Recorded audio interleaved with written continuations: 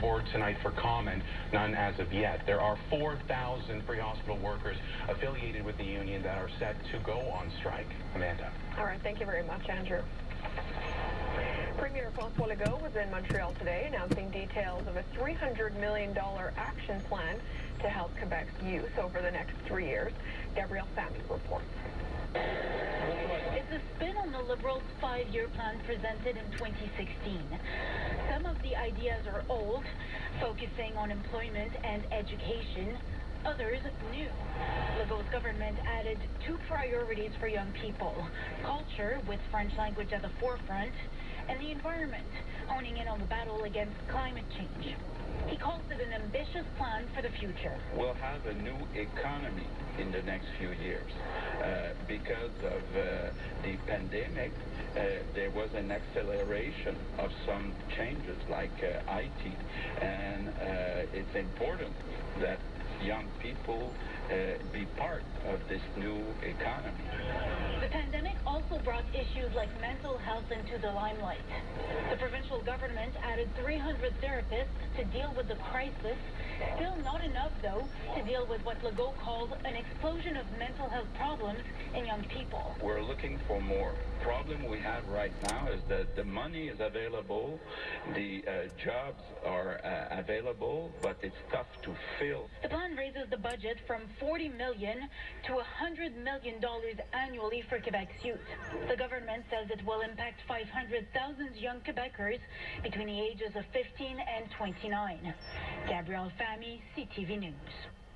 As Quebec's COVID-19 situation remains stable with 151 new cases today, the province is preparing to enter its next phase of reopening, meaning you can welcome some people into your home and bars can reopen.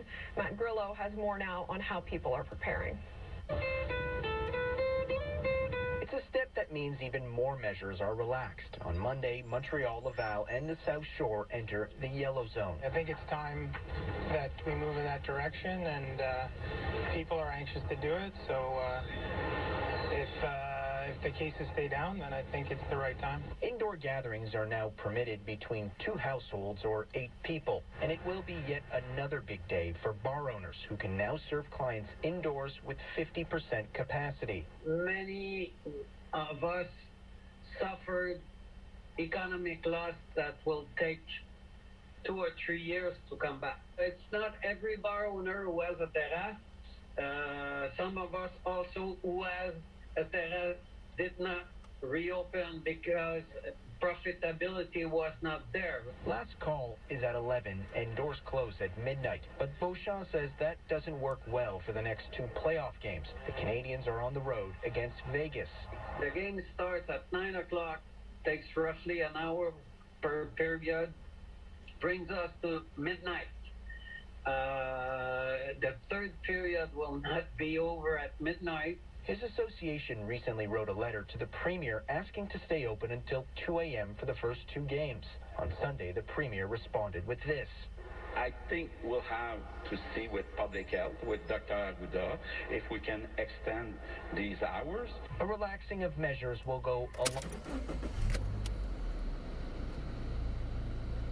many of these issues, then really just getting out and socializing is therapy.